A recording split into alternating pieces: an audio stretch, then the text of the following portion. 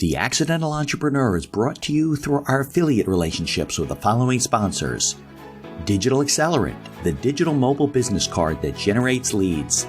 Text the word law to 21,000 to get connected and learn how to get your own digital business card. And by Fetch Internet and Fetch Pro, the secure, high-speed app that eliminates the need to pay for hotspots or use public unsecure Wi-Fi. And Printify, the online, on-demand print shop for all your corporate merchandise. Be sure to visit our online store and get your own podcast merch. Listen to all of our sponsors' commercials later in this episode and follow their links in the show notes to learn more about their products and services.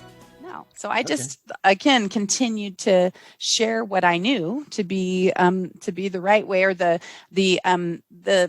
guess the path of least resistance is not always the same. For me, I didn't get resistance because I believed in what I was doing. People, they naturally see that. Other people, if you're trying to do what I'm doing and you don't believe in it, you're going to get a lot of resistance. So teaching people to sell from your own heart, get out of your head and into your heart.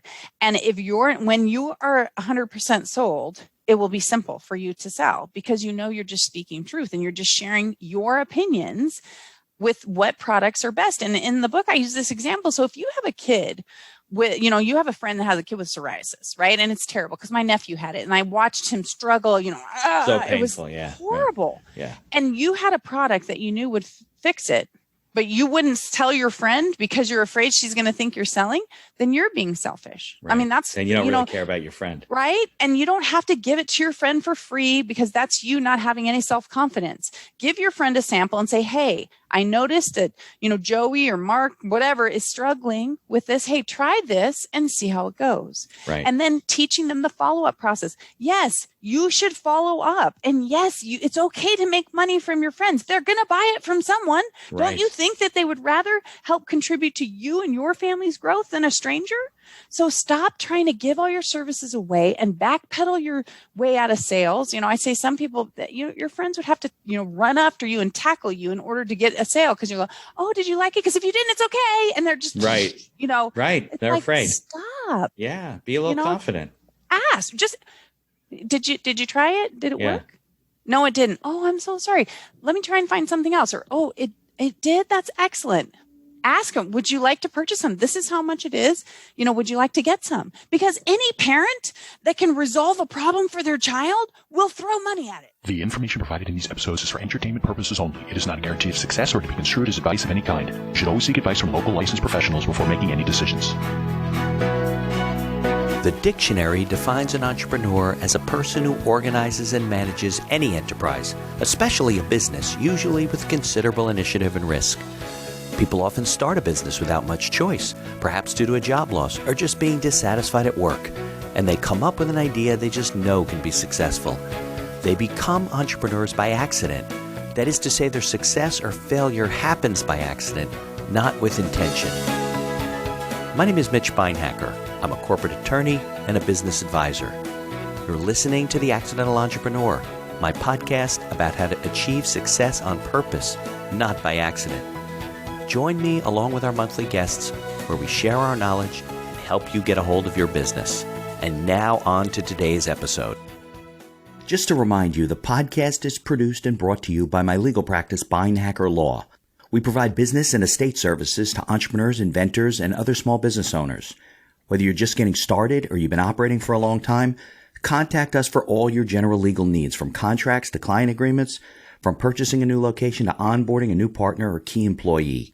We draft all types of agreements and handle most business transactions.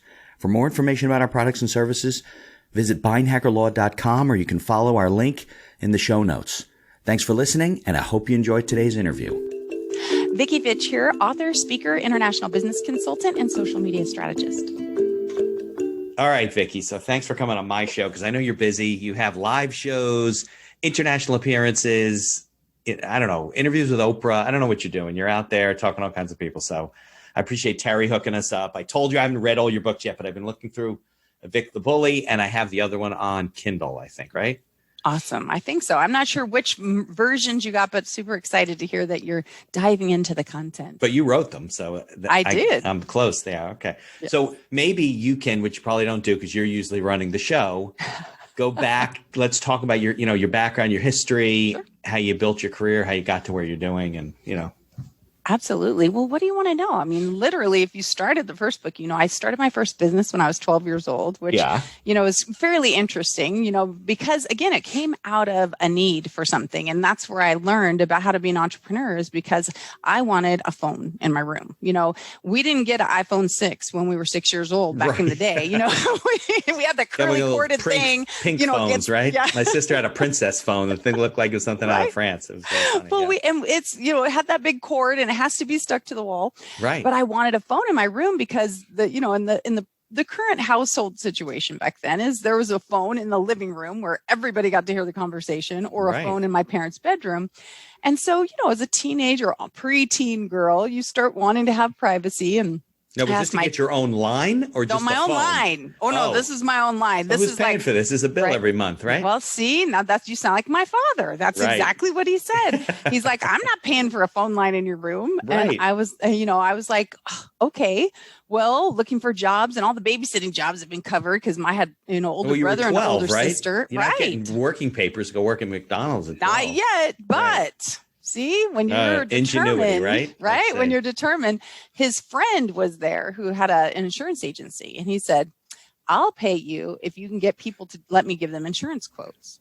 And I was like, at 12? Okay, 12. I'm pretty mature. I was pretty mature. Get arrested now for sending out a 12-year-old, probably, right? You probably could, but I was that kid that always sat with the adults listening, and getting involved in the conversation. Yeah. And I'm 6 foot tall, right? I was tall as a kid. When I was 12, I probably looked like I was 18. 6 foot tall. I am. I'm a 6 foot tall redhead. That's so funny. I thought you were short.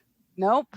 I met a guy during pandemic. We met for coffee. Like, we'd known each other for 8 months. I get there and he goes, I thought you were very short. I'm like, how did you? Like, I'm about 6 feet too. I'm like, what made you? So I started asking people, like, do people think I'm short here? Yeah. I don't know. Just the angle of your camera. I had no idea. Right. And people always say that when they meet me, I'm 6 foot. Yeah. Wow. And my kids are 6'4" and 6'6". I'm sure. So we got some tall boys. Yeah. Well, good feeding. But yes. So that's the first thing people say to me. Dang, you're tall. Right. Wow. Okay. So anyway, coming back to that, wanting this. How tall were you when you were 12? Well, let's see. I know I was 5'6" in 5th grade. That's tall for a 12. Right. Because I was taller than my teacher, because she would always ask me to get things off the shelves and stuff. So, so I was tall. I looked older. I sounded older. I was very articulate, anyway. So the greatest part of the story is, back in the day, we had phone books, like, the big yellow 38 phone pounds, books. Bringing it back in. It was the Bionic Man, the Bionic Woman for them on TV, remember? Exactly. We are totally dating ourselves. But that's been popping up on my YouTube feed lately. Has it? The Bionic Woman, Bionic Man channel. Yeah. I did love me some good Lindsay Wagner. That was good. Yeah, exactly. The special effects were, I think I showed the Bionic Man to my son when he was like really little. He thought it was the greatest thing he ever saw in his whole life. I had the original Bionic Woman lunchbox. Yeah, those were, they're probably worth a lot of money now. They probably are. I don't have it anymore. Oh, too bad. But going back, as he said, he would take me. You're still 12. You're still looking for a job. I'm very tall. Yeah. I am very articulate, very outgoing. And so he's, I think, partly he was probably trying to get rid of me so they could go play cribbage. I'm seriously. So I grabbed the phone book. I went into my parents' bedroom. I was in there for about 45 minutes, and I came with about 20 people that said yes. Oh, you just picked up the phone? You didn't go door to door? Oh, no. I just picked up the phone and said, hi, my name is Vicki with such and such insurance company. And I was just calling to see if we can give you a free estimate. That's all I said. And some of them would say yes. Some would say, I was the original telemarketer. Say yes, right? Before telemarketer was not cool. It's a numbers game, right? And he almost had a heart attack when I came out. He was like, what? So he offered me a job. I worked every day. My dad did not want me using his phone. So I got the phone line installed in with less than a week, and I just had to pay him back. And because he didn't want me making all these phone calls from his phone. You couldn't put it in your own name. You're only 12. Right. So there it was. Anyway, so that's how I started. And then I started recognizing there was a need. When there was a need, if I could fill it, I could make somebody money. Would pay you for it. Right. Sure. My dad was a truck driver. He wanted his trucks washed. I also did my dad's books at 12 years old. Right. I was doing bookkeeping at 12. 12. And It's a good lesson to learn. Right. And so then I started hiring my friends to do the trucks while I did the book. So I was making money while they were doing stuff. And so this entrepreneurial spirit started. Good story. I like that. My dad was the same way. I'll be like, Dad, I want to get a stereo for my bedroom. He's like, you got any money? Like, no, I'm 12. How do I, and I would do that. I would string rackets because I was a tennis player. I would make fishing rods. And I started detailing cars too in the summer when I was in high school because I was cleaning my uncle's car at his office. And all the people were like, oh, I can't get to the car wash. I don't have time. Can you wash our car? And those people started lining up. See, you're the entrepreneur by accident. It's the accidental entrepreneur. There we are. The story. Okay. So that takes us through where? Like you just finished last week washing trucks? Well, no, I continue to do that. I moved out on my 18th birthday. I bought my first house when I was 19 and I started my first company with employees when I was 20. Very nice. Right. I started stashing that cash and started, recognizing that, I was pretty independent. I did not want to, I didn't want to stay, kind of stuck. So I needed to. So it's stash the cash. That's a Vicki Fitch. It's true. It's a Fitchism for sure. Because if you haven't checked out the back of the book, there is a Fictionary in the back. I did see parts of it. Yeah, I love that. Yeah, but that's all marketing and branding. We'll get into all that stuff. So absolutely. All right. So you bought your first home, and when you were 19. Yes. I don't know. Could you do that today? I guess you could, right? You only have to be 18. You can sign a contract, right? Mm-hmm. Yep. You only had credit. It would be harder now because you got to have people that believe in you. I had a realtor, as a matter of fact, who I reconnected with maybe about 10 years ago because I bought my first house in Corona. Her name was Sandy Klein, and I saw her I was speaking at their chamber meeting, and I was like, Sandy, this is the woman that sold me my first home, and so it was pretty amazing, and just recognizing that the value of someone who's determined to get something done, and having the direction, I guess, because everybody kept telling me I was crazy, when I wanted to buy a house, they're like, you're crazy, right. Because they can't see themselves doing it. It has nothing to do with you. Exactly. Right. Exactly. Too much responsibility. Don't do that to yourself. Right. And then when I quit my job 6 months later to start my own company, they just went ballistic again. And, you are out of your mind. And I started this thing, which I talk about in the book, saying, don't tell me I can't do it till I've already done it. Then feel free to let me know. Because I got tired, right? Because I started feeling their stress, like, maybe I shouldn't. Well, that's what happened. I started catching all their doubt. Yeah. Now you said you quit your job. You were 19. So how long have you been working there to begin with? I started there when I was, I think, 17 and a half, but I went from answering phones to office manager in less than 30 days. And then I ended up being the assistant to the president and traveling all over the world, running a multi-million-dollar division of the company. So, and you didn't go to college, or you did later? I did not. This is another thing about my dad. Okay. I wanted to go to college, but I wanted to be an actress. Okay. And so I was taking marketing classes and I was taking dance and stuff that stuff you need for acting. Sure. But because I owned my own house and because I, had to work full time, it was a little bit stressful financially. So I asked my dad if he would help me. And he said no. And he goes, I'm not paying for your dance lessons. Because he couldn't see the value in what I wanted to do. Right. And he paid for my sister to go to college. But he didn't, again, he's from that era that's playing versus, working. Right. That's not a real career. Yeah. So he said no. So I ended up dropping out of college. It's funny. I hired one of my professors, my marketing professors at my job to come in and work a marketing position where I was the assistant to the president. That's so funny. Right. It is. I know. Now, he had applied.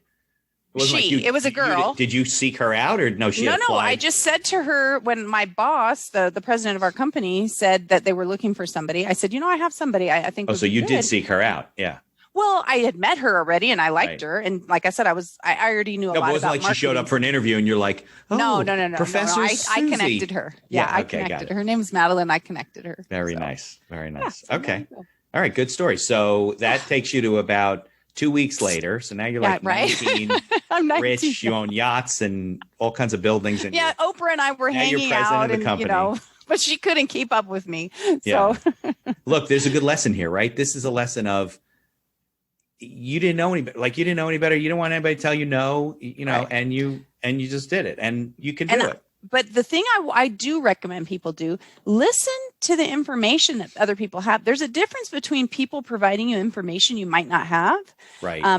And people sucking you dry with their doubt. They're what I call the bullies, right? The bullies in your head, the fear, doubt, and shame. Like, don't do it. You'll go bankrupt. This whole, there you go. You do have it right there in your head. Like the bully in your head. Yeah.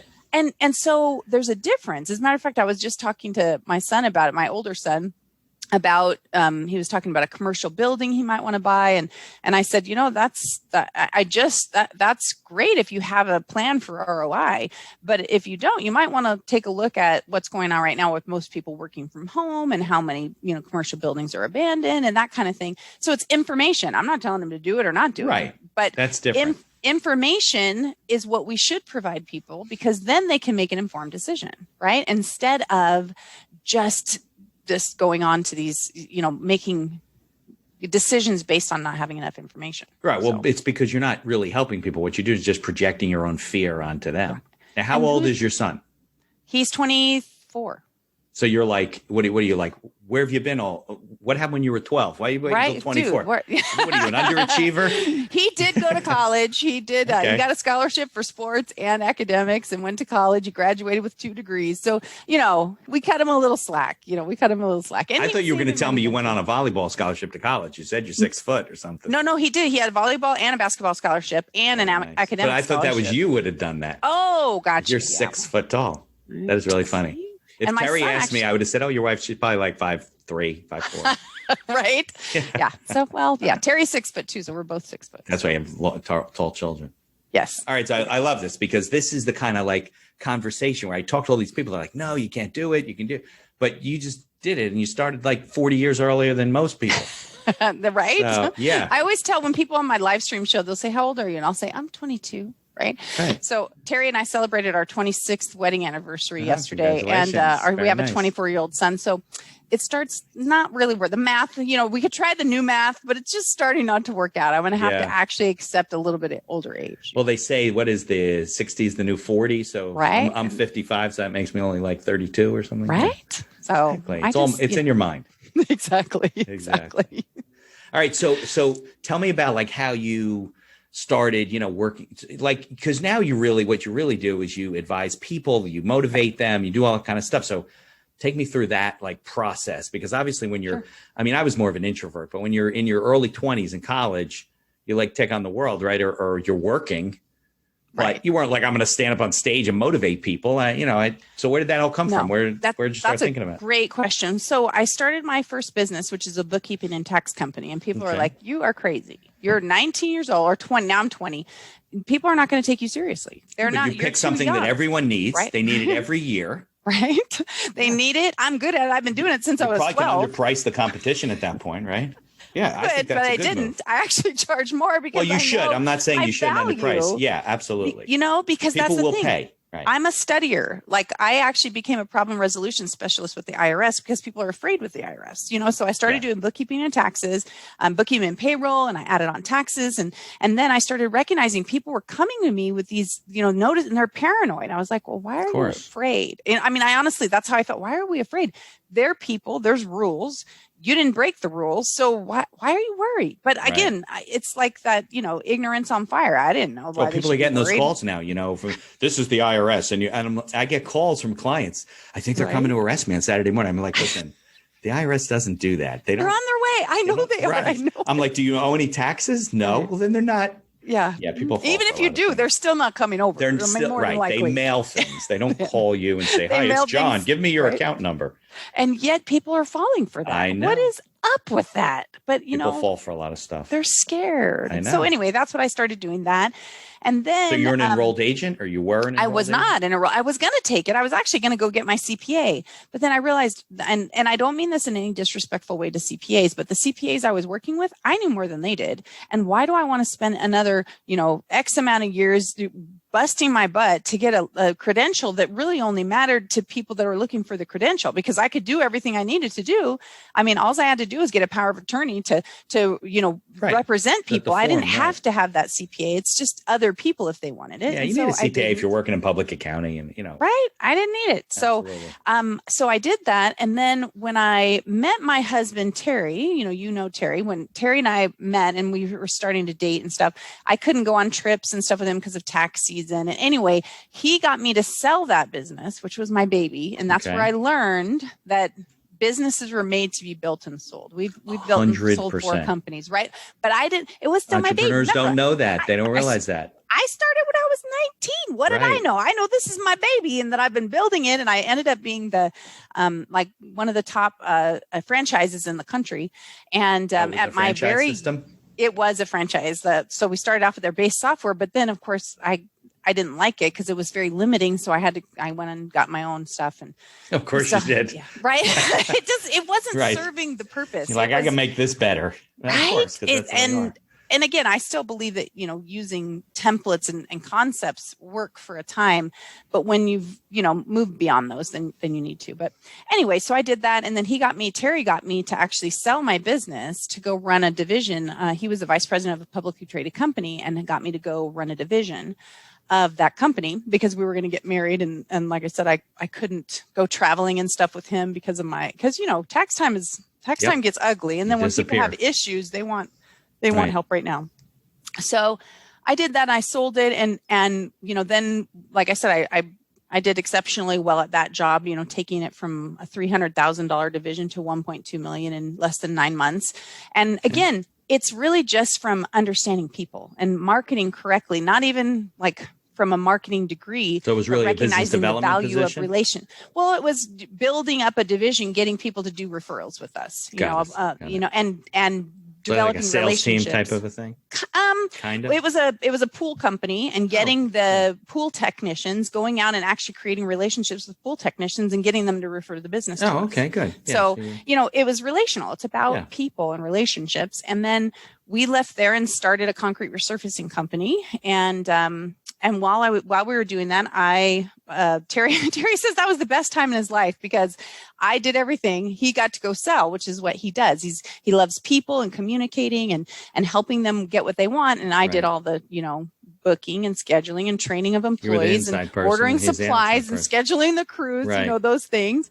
And so again, you have all this experience, right? You start when you've started so many businesses from the ground up, you know what you have to do to get in there and get things done. And so when I was pregnant, I wanted to be a stay-home mom. Like Terry and I decided, I want to be a stay-home mom. I want to take care of the kids. And I didn't realize that I would have so much time on my hands if I was just a stay-home mom. I'm too active for that.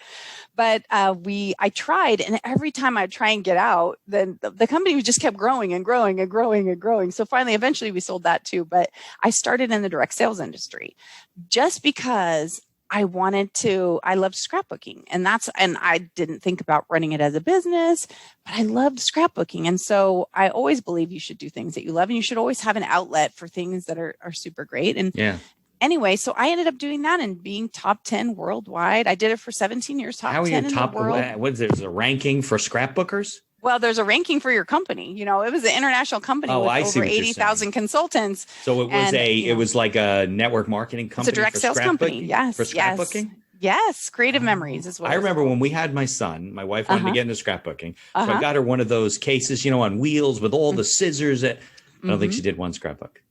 I don't think she did one page. You know why? Because it's completely overwhelming, which is why I was so successful at what I did.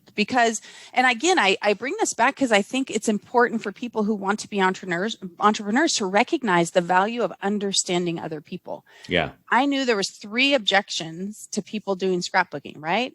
Time, money, and space, right? And the only other thing preventing them was overwhelmed, was absolute overwhelm. So I dealt with the three main issues of time, money, and space by figuring out a way to work in a 2x2 area to work on your scrapbooks, how to have everything organized in the case. And it required money, but I gave them payment options to do it and gave them opportunities to earn free product, through people, and then taught them what's called a 15-minute focus, how to work on your scrapbooks in 15 minutes a day, every day, without ever feeling overwhelmed or having more than a 2x2 area that you had to use.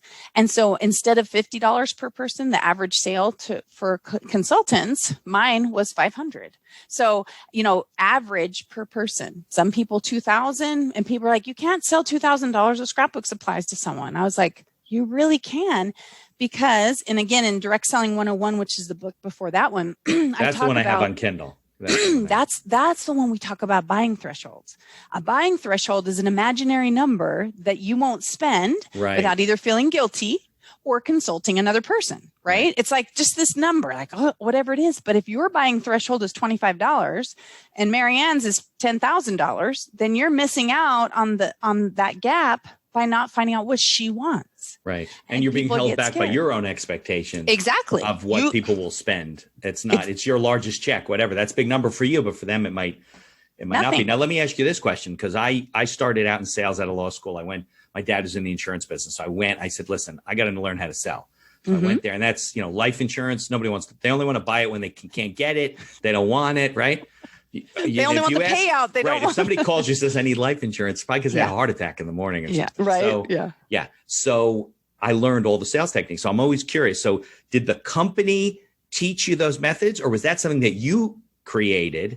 And then they're like, how in the world are you selling this much stuff? And then you said, well, let me show you. This is how you do it. Exactly. So how did you, what made you?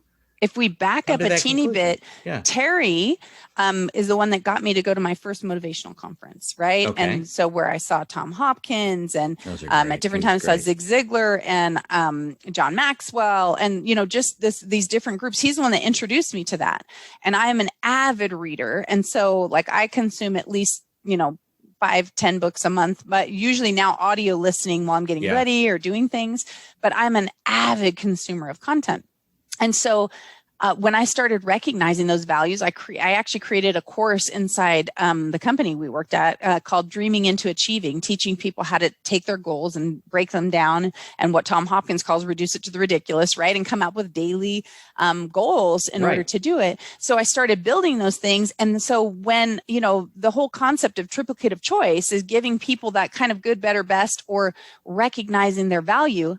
The difference between me and them is that they would always go for the middle, right? Good, better, best. You can shoot for the top, but you're probably going to hit the middle.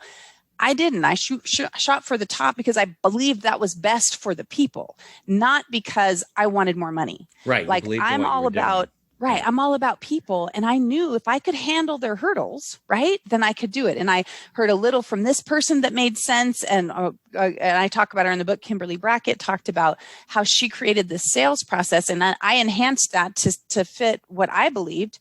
And then Don Oldham was the top recruiter in the company. And I started recognizing, asking questions and say, my famous quote was just out of curiosity. Have you ever thought about doing something like this? And then you bite your tongue. Oh, right. Shut up.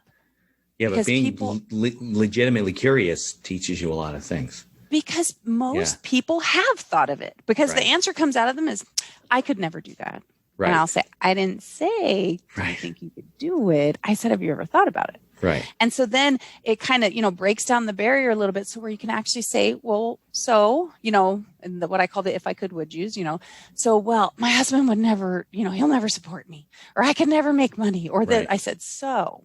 Or, if I could show you how to get your husband's support, or, or if I could show you how to fit it into your schedule without feeling stressed out, then would you be interested? Right. And then when we get down to that you're very good at breaking it down to the point where, is that really an objection? Right. Or if it was not there, would it not peeling be the onion, right? What's the real objection? Yeah, no, that's what a good salesperson does. So then I was the top 10 worldwide in recruiting for, for more than a decade. And I was in sales and recruiting top for the entire world.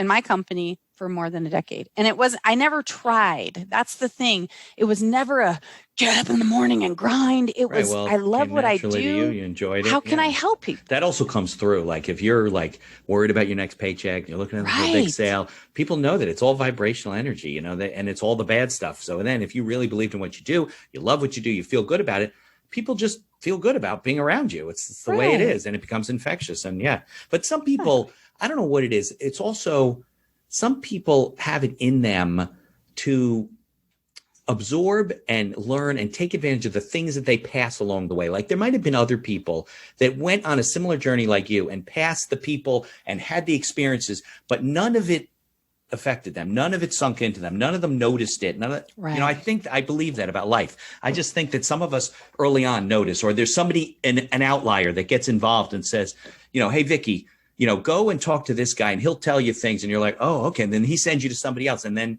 you just got on that path out of not luck, but you know what I mean? Yeah. Some people just don't get it. Like you talk to people and they just don't get it. Right. It's a desire to actually consume the content. My mom used to always say I was a sponge, right? Because I would ask the adults questions that I really wanted to know the answer to. Like, why are you doing that? And I would watch them.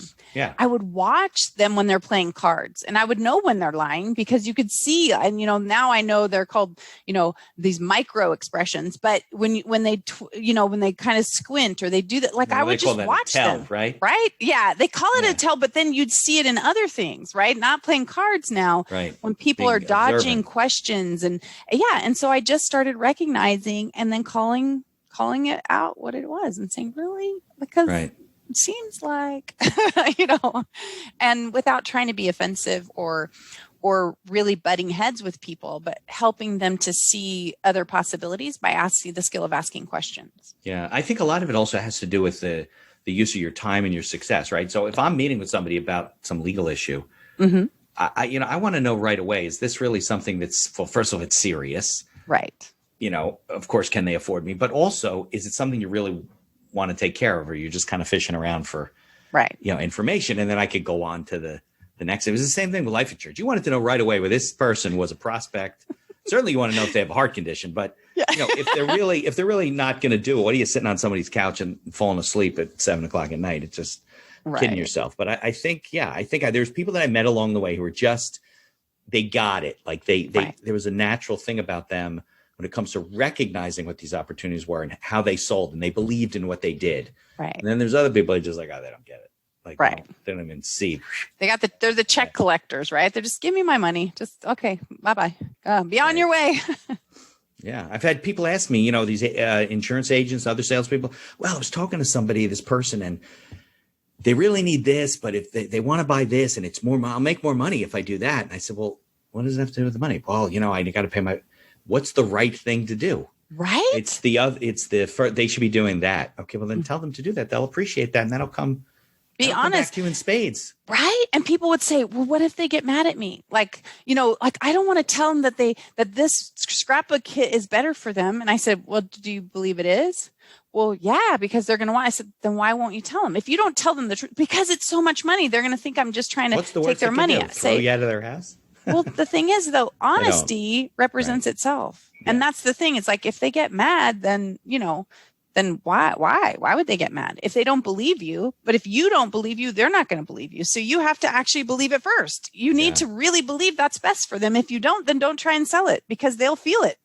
You have to. And that's why I always told people. And again, when you read Direct Selling 101, you have to find the value first. Find the value in what you're selling and really recognize the value, or sell something else. Yeah. Good point. Right? Just stop. If you don't believe in this, sell something else. Exactly. And and like I said, once you do, when you get rid of that, I have to make money. And like what Tom Hopkins said, the people can see the dollar signs in your eyes. Yeah. Then when you change that and you're authentic, then you don't care if people are upset. Like, they're not upset. If the truth upsets them, or your opinion, then how you can't change that. Do more than that. Yeah. Right. You can just give them what you believe, because I got to tell you, which I actually talk about in the book too, if you don't tell them and they find, like, they're going to find it out anyway. They're going to find out and they're going to be pissed at you. Yeah. Why didn't you tell me? Why didn't you give me my options? What other things didn't you tell me about? Right. Yeah. Why didn't you give me my options? Yeah. And so, like, well, I didn't want you to get mad.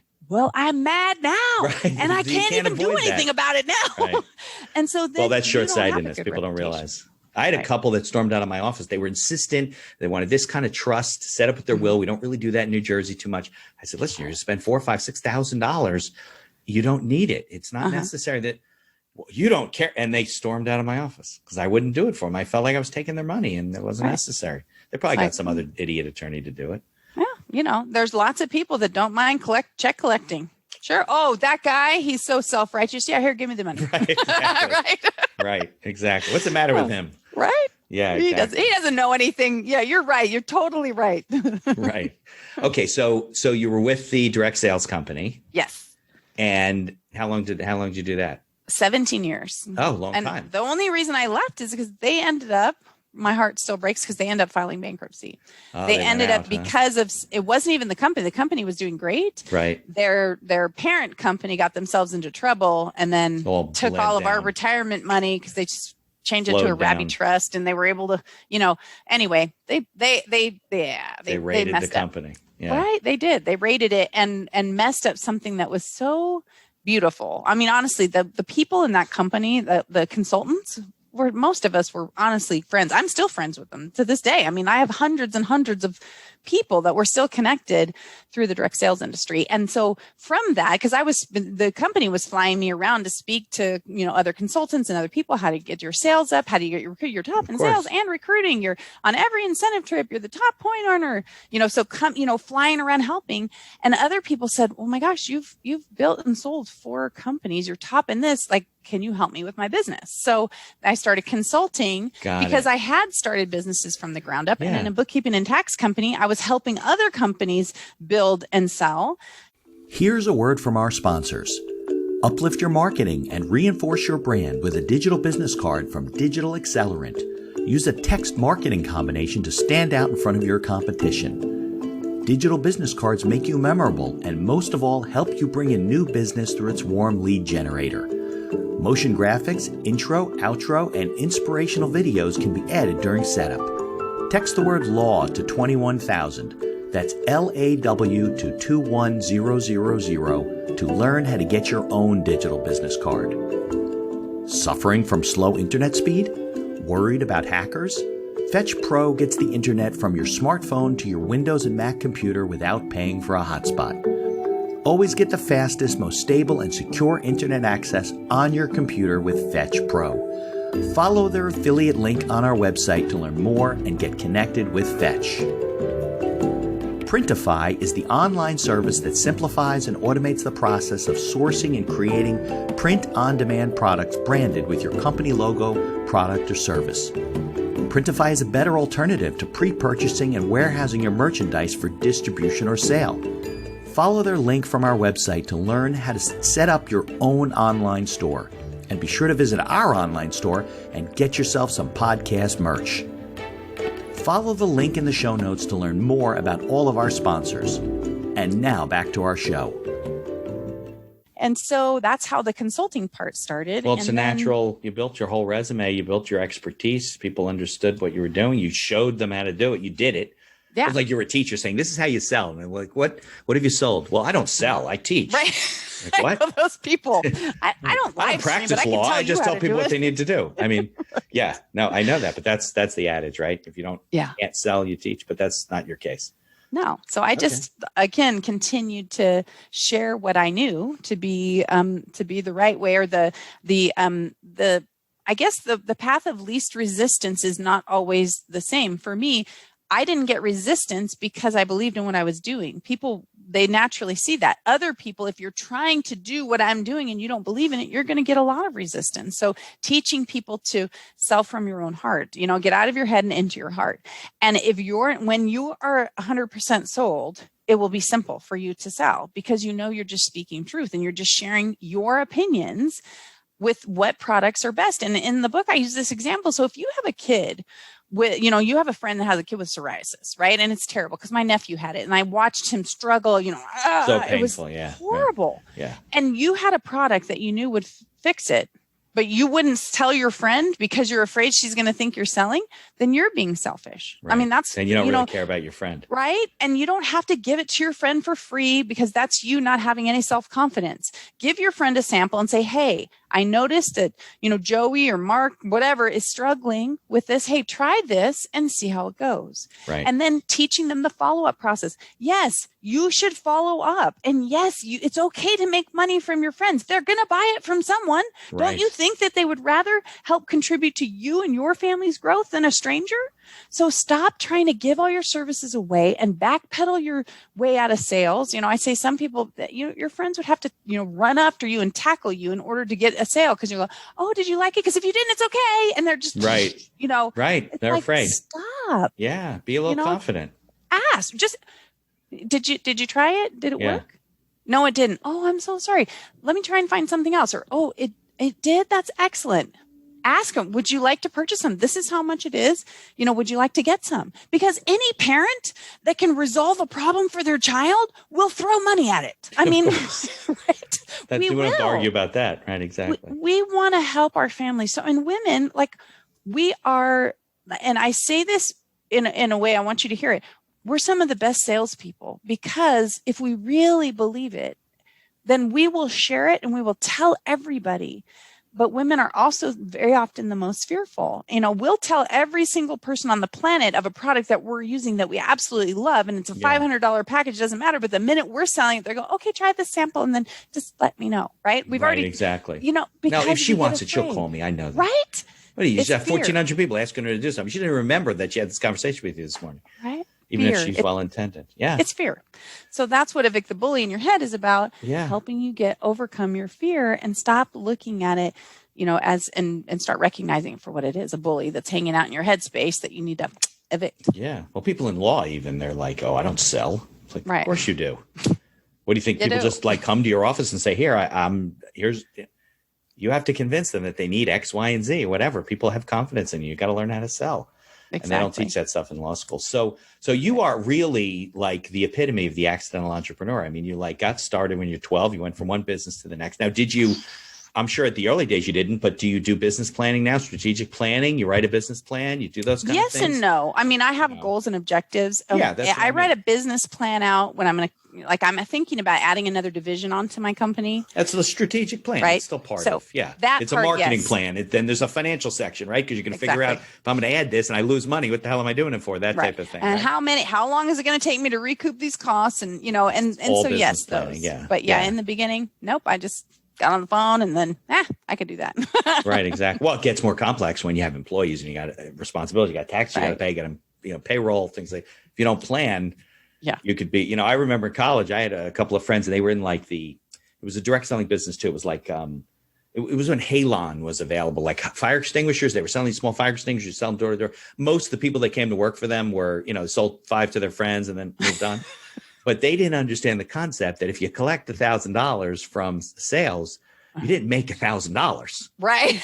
And they'd be like, well, the rent's due tomorrow. And we got no money in the bank. I'm like, well, yeah, because I brought another friend in. I'm like, listen, he's the financial guy. Let him, no money leaves this, and then they were a little bit better, but still, I mean, they were just like, money coming at them all the time. And some people are like that. I had a friend, well, she was actually on my team with Creative Memories, and I taught her and she was doing well with scrapbooking and stuff.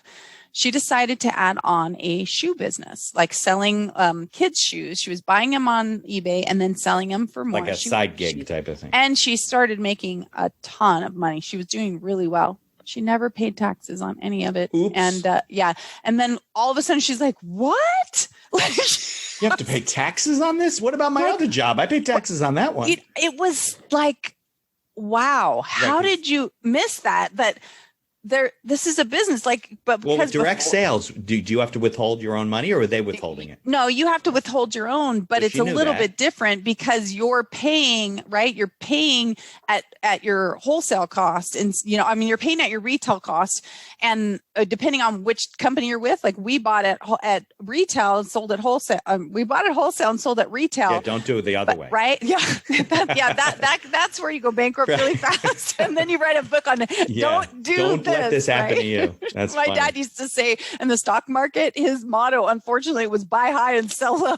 Right, like, just did it in the wrong order. He's like, I just, every time I think I'm going to, and then right. He's doing the right thing. He's just doing it in the wrong order. That's exactly, that's funny. But what happened with her? Like, she's doing the shoes. She had to buy the shoes. So she makes $1,000, she pays $300 for the shoes. She got $700 left. She didn't pay taxes.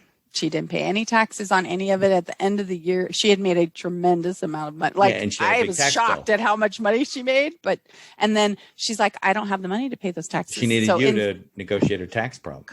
I'm not going to get into that because she's probably going to hear the podcast. Yeah. But it was just, it's like, and then they just, instead of handling it, they just abandon it. Whoop. I'm just not going to do that anymore because then now they're scared. Like I screwed up. Okay, well, you did, but you're making a boatload of money. So let's just take this part and put it aside. Yeah. Why would you give up?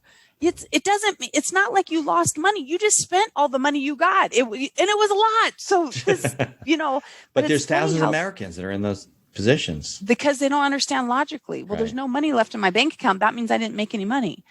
No, you got a new car, you bought a house, and you got new clothes. Not all deductible. You did make money. Right. You just spent it all. And that's the problem. Right. So yeah, absolutely. Anyway, we got to teach people how to save.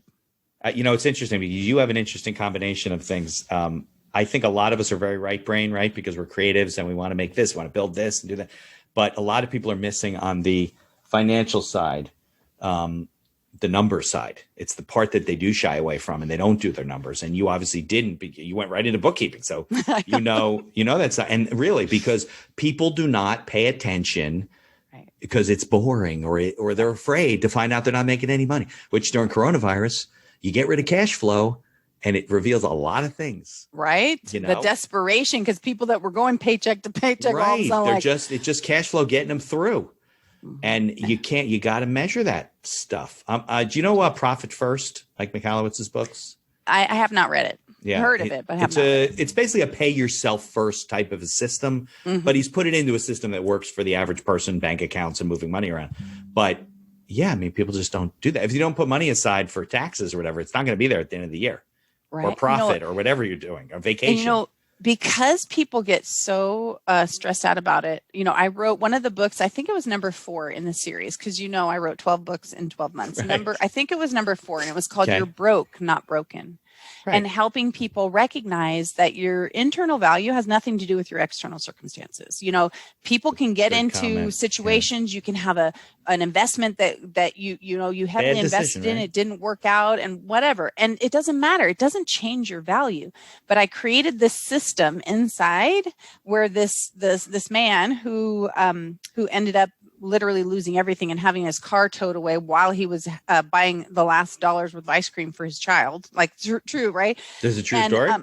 No, it's true in my head because I wrote it, but it's, probably happened to somebody. Right, probably did. But, and how I, of course, have created this system for his 3-year-old to teach him how to manage his money, using something, well, I won't bore you with it now, but it's really cool. And it, like I said, when you can break something down to a 3-year-old level, anyone can move that system up because it's very simple about what you're separating money for. And, that you have to, you can't spend money that you don't have. And if you separate it, like my mom, when I was a kid, used to have this little accordion envelope. And it was all cash. My dad was in the military. Right, different things for different. Yeah, mine used to do with coffee cans, Right, and so hers was this little thing, and one of them was contributions. Like, so when we'd go to Sunday school, my mom would give us each $1. There's 4 kids. Give us each $1 to give in Sunday school to teach us from a young age that you want to, that you need to give. But it was cash in this little envelope. Right. Yeah, I understand. And so I had these envelopes that we used for scrapbooking that I used as a giveaway for that book, teaching people.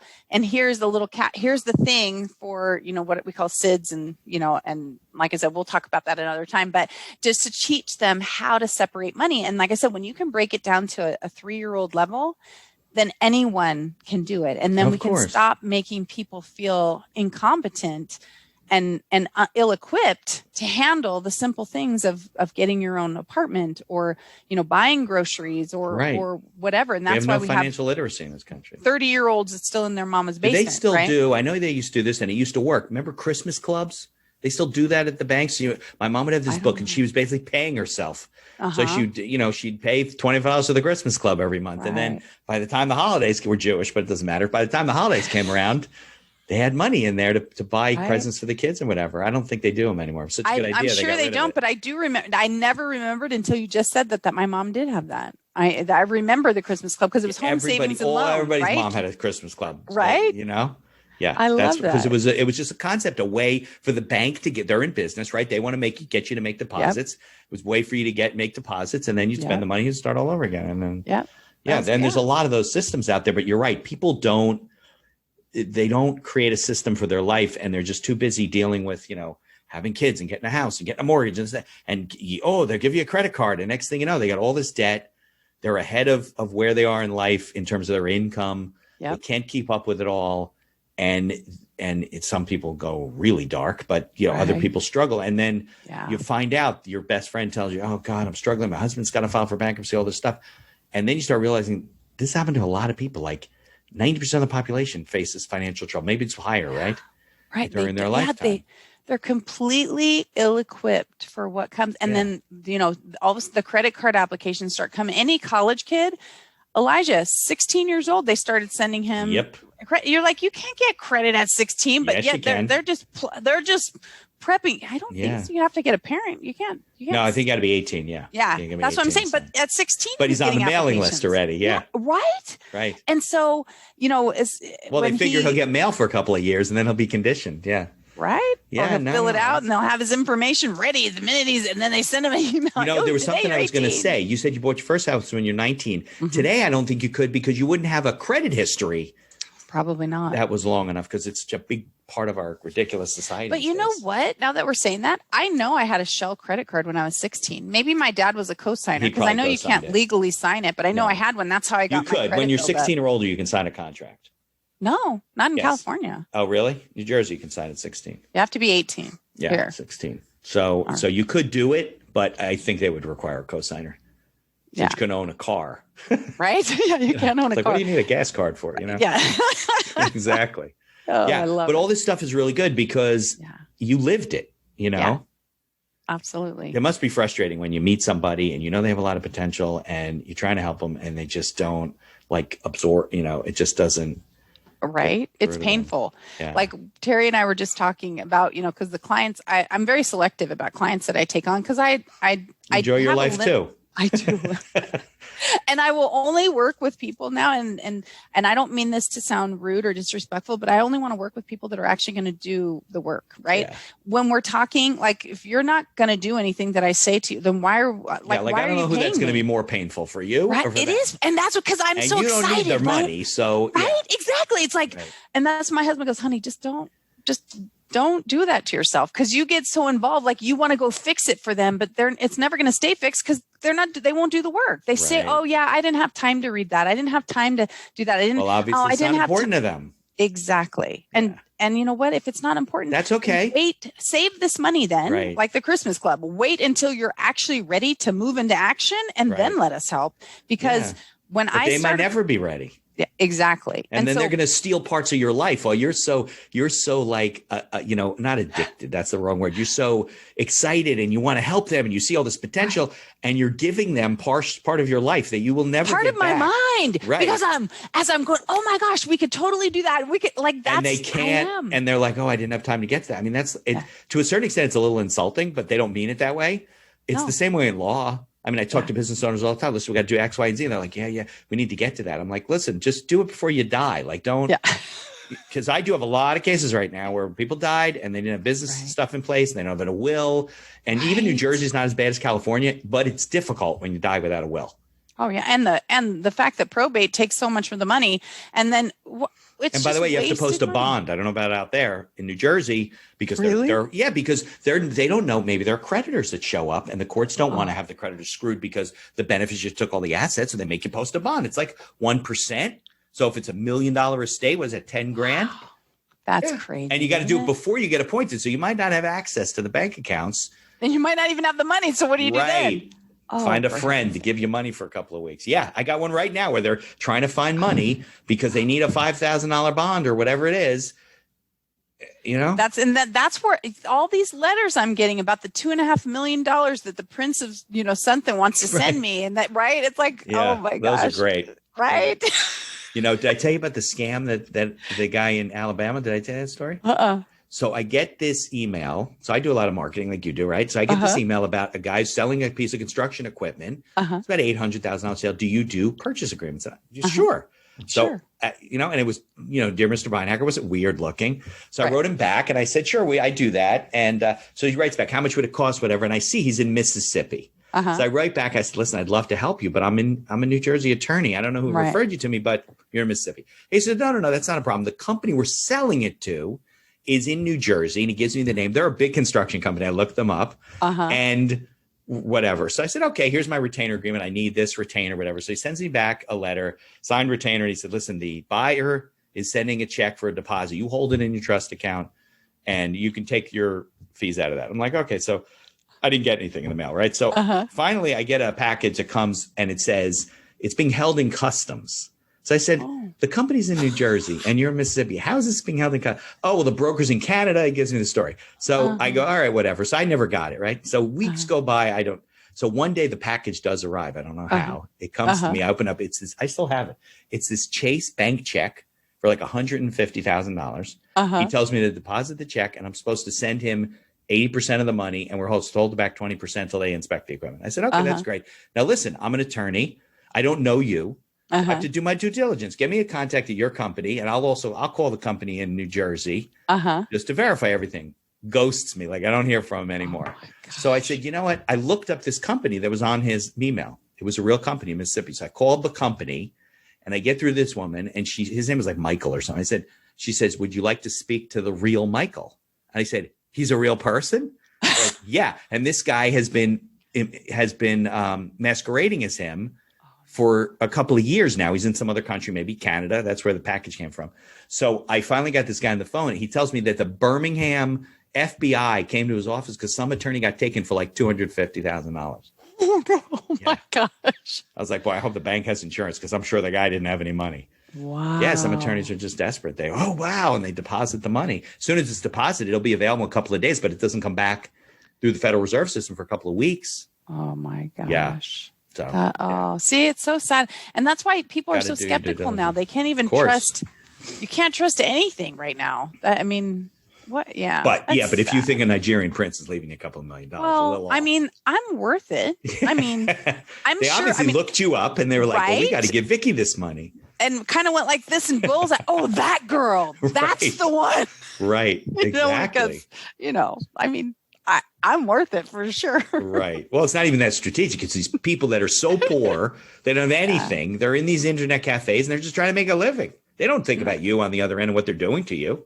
So sad. I know. It's sad. And a lot of people I've had people lose jobs because they fell for one of these scams where, you're transferring money. Yeah. Like during, well, those are really bad, but I'm talking about like somebody's doing a real estate transaction and they hack the system. They start watching the timing of the transaction, like the day before they send fake wire instructions and it looks like it's from the lawyer. Yeah. Don't want to always confirm those. That people lose their deposit, go to some Chase account and off to probably Russia. That's so sad. Yeah, it's terrible. It's terrible. Well, it's a good thing that there are honest people like us in the world that we at least try and fight a good fight, right? We try and help people because that's like I said, the worst thing we can do is do nothing. What is that, Nathan Hale? I don't remember. I'm going to get my quote wrong, but you know the one I'm talking about, right? But Terry's right.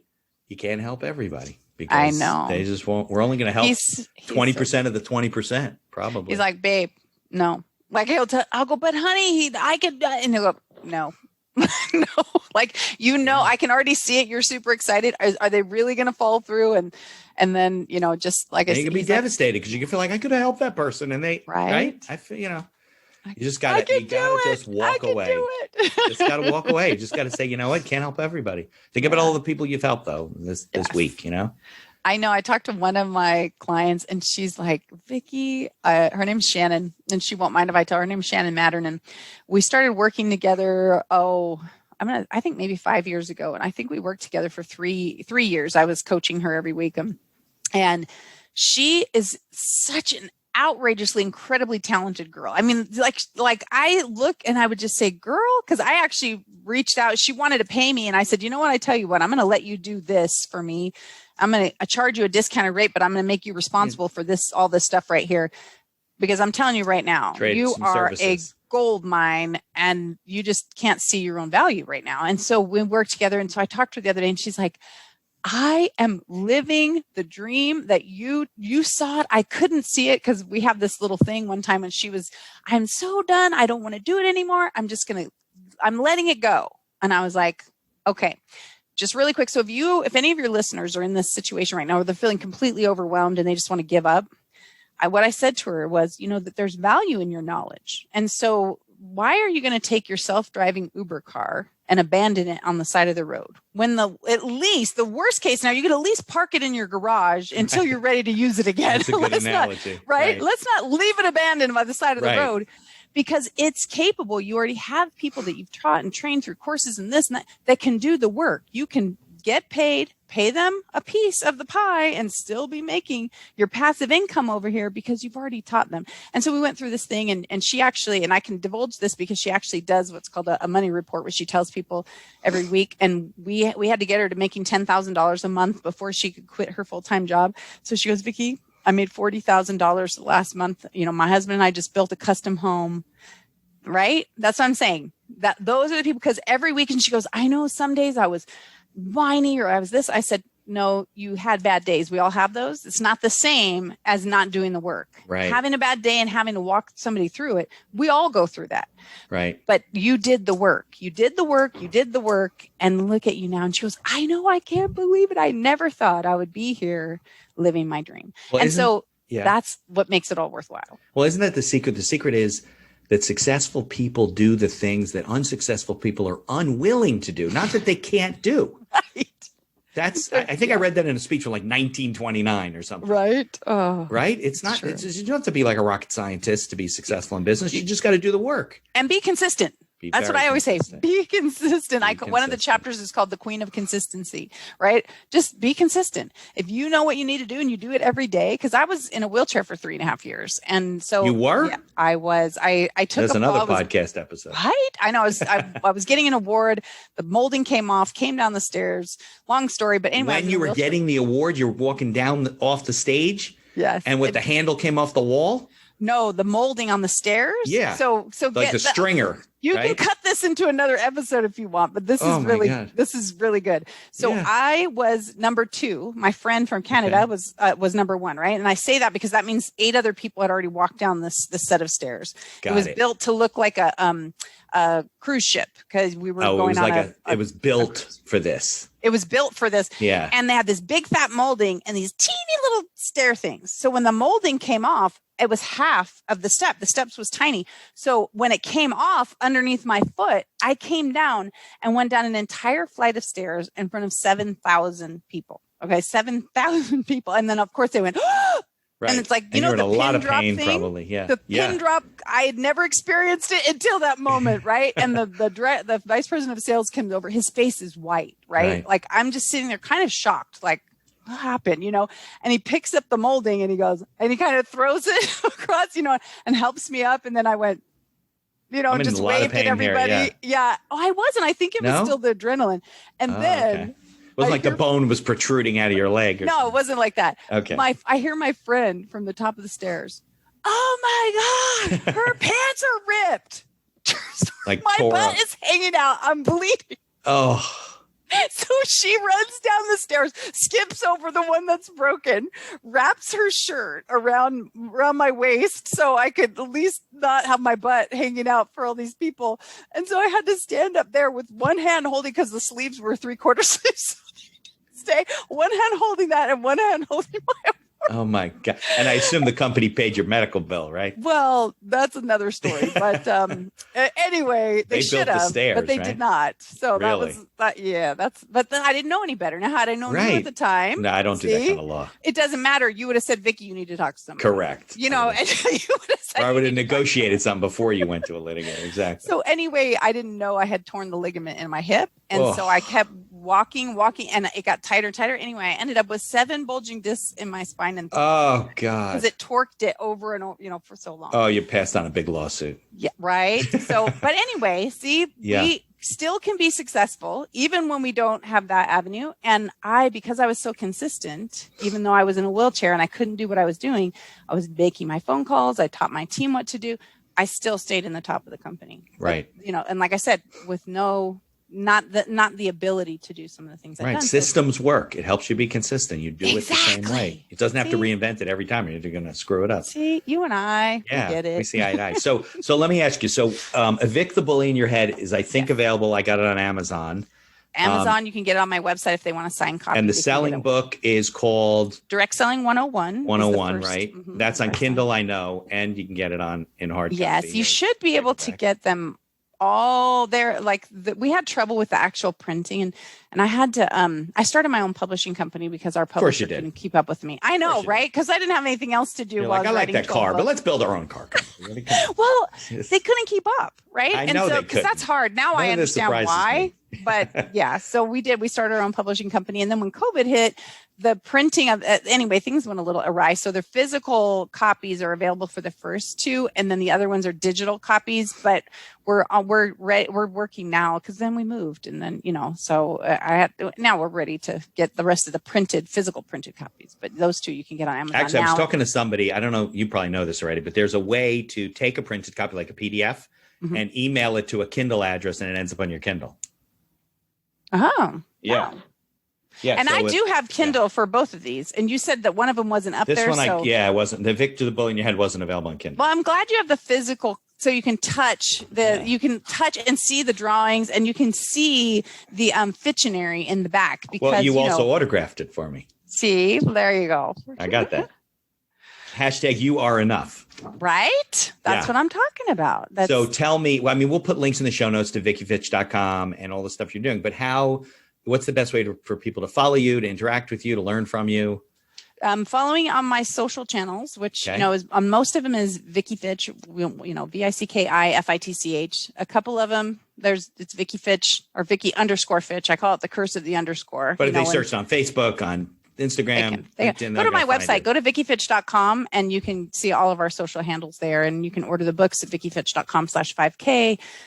You can, like I said, you can get in touch with us. We have some free courses and free stuff that's up there as well. And, they can watch my daily live stream shows. So, come and visit. All right. Well, this was a pleasure. Terry told me that we would hit it off, and I get all charged by this stuff. I remember when you were talking about absorbing content. Remember when everything was on tape and you would cassette tape and you would get those books, they would open plastic, right? And you'd pull them out while you're driving, you pull the next tape. I remember, I don't even know what I did with all of them because now it's all downloaded stuff. Well, you know what? With everything that's going on right now, with things getting canceled and stuff, I still have my physical copies. I've got my physical tapes. I got my physical movies. How do you play them? I don't have right? a tape player anymore. See, I do. Terry always made fun of me, but I do. I kept them. You're ready for the next pandemic. The only thing I don't have is an 8-track tape player. But everything else I'm covered. I bet you could find one of those on eBay. Right? I got my first 8. Do you remember? Did you have an 8-track player? I did, yeah. A cassette player and an 8-track player. Right. Yeah. My first 8-track. It was a small unit. You'd stick it in the top and My first one was Foreigner 4 was my first. That might have been my first one, that or Fleetwood Mac or something like that. Yeah. Right. You know what my first cassette tape was? Because I didn't buy it. I think my parents bought me I was little, Neil Sedaka. Something like that. I liked Neil back in the day, right? It's probably not the first tape I would have bought, but right, exactly. I like Neil. Me neither. But it's pretty funny. But we could do another episode and catch up on all kinds of fun stuff. Absolutely. Well, it's been a pleasure. Thank you so much for inviting me. Thank you so much, Vicki. I appreciate you coming on. No problem. Okay. If you like the podcast, please tell others about us. You can find us on Apple Podcasts, on Google Podcasts, on Amazon Music, and many of the other podcast directories. If you like what you hear, please leave us a 5-star review and feel free to share our episodes on social media. If you have any questions or comments, ideas for the show, or you'd even like to appear as a guest, reach out to us by email at info@beinhackerlaw.com. The Accidental Entrepreneur is hosted and produced by me, Mitch Beinhacker. If you'd like more information about my legal services, you can find me on social media or visit my website at beinhackerlaw.com. Thanks for listening, and be sure to subscribe to our feed to be notified of all future episodes.